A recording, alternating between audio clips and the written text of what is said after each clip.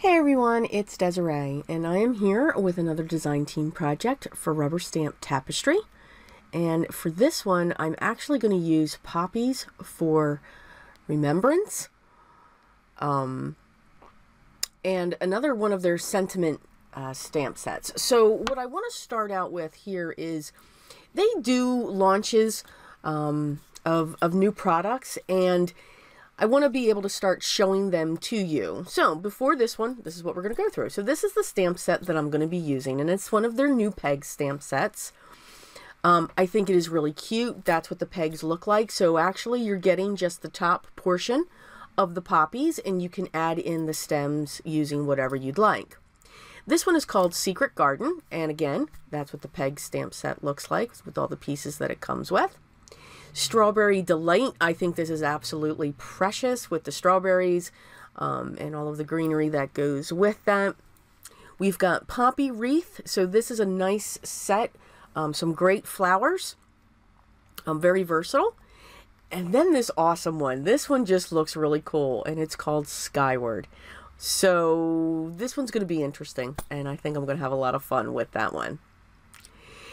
What they also have, I know I've always showcased their peg stamps, but what Rubber Stamp Tapestry also has is clear stamps. Now they also have unmounted red rubber as well, but these are just some of the sentiment stamps, stamp sets that they have. Now it's great, you have the Happy Mother's and Father's Day with that focus.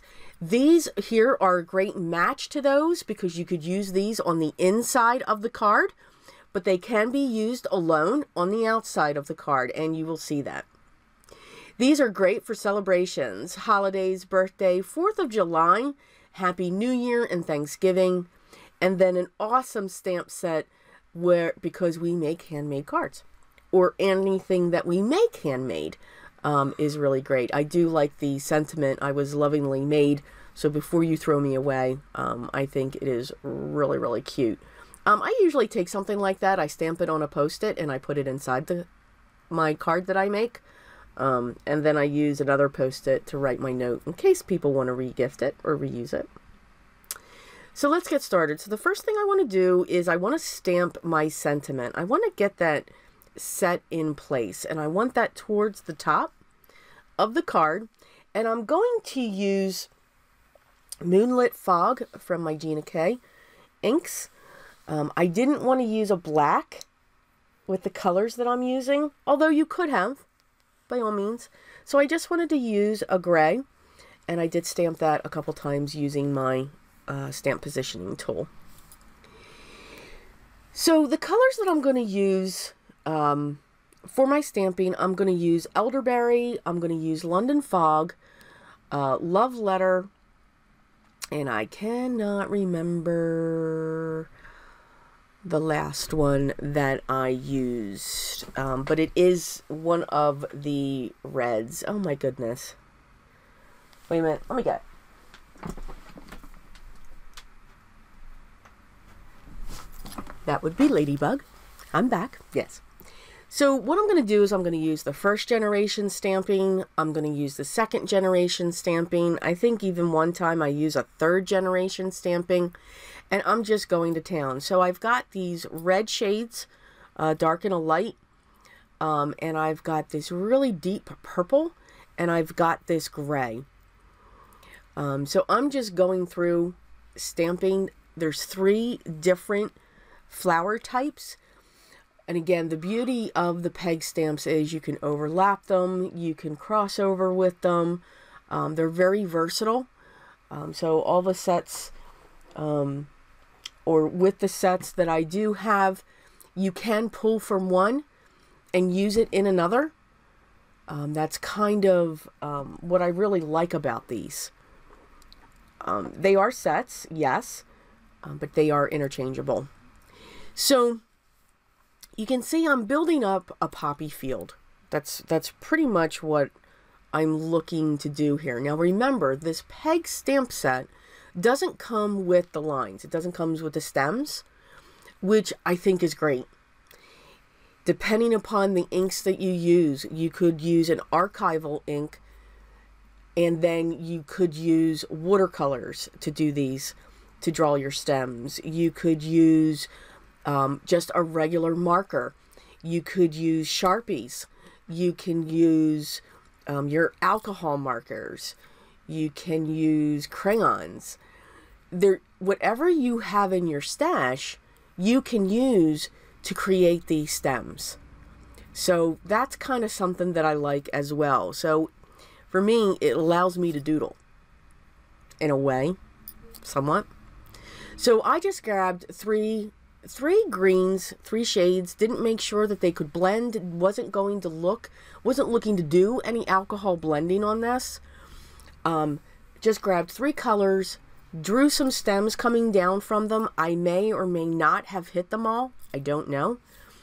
And then I'm just going to come up from the beginning and just pull up the color. So I started with the lightest. I'm now coming in with the medium shade that I chose. And now I'm going to hit very lightly with the darker shade, just to make it look like it's a grassy field that's coming up underneath that. But I didn't go past, you know, in some cases I did, but I didn't want to go too past where the poppies are. I wanted to make it look like they were high. Now you could bring that green up higher to make it more like the field is continuing behind your poppies, to give it more of a continuation, so to speak.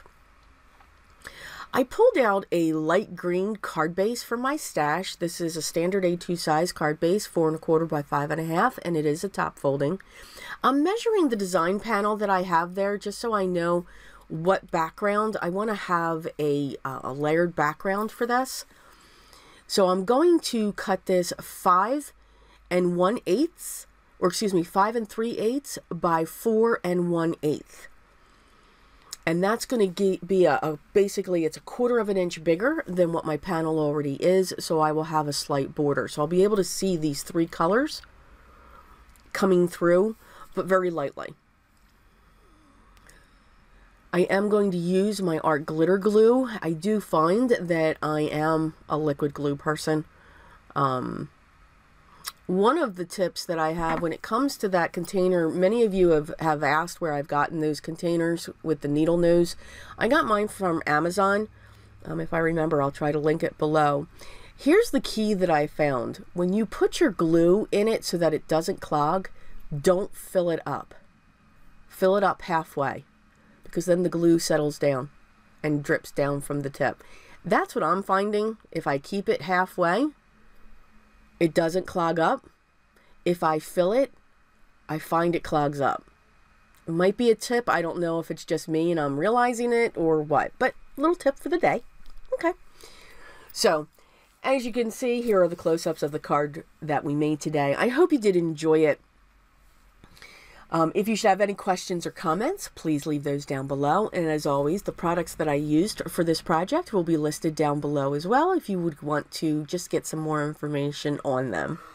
I do thank you so much for taking the time to join me today, and thanks for watching. If you haven't already, I would love for you to subscribe and tune in for my next video. And here are a few other videos I thought you might like or enjoy. Take care, everyone, and always remember, be creative.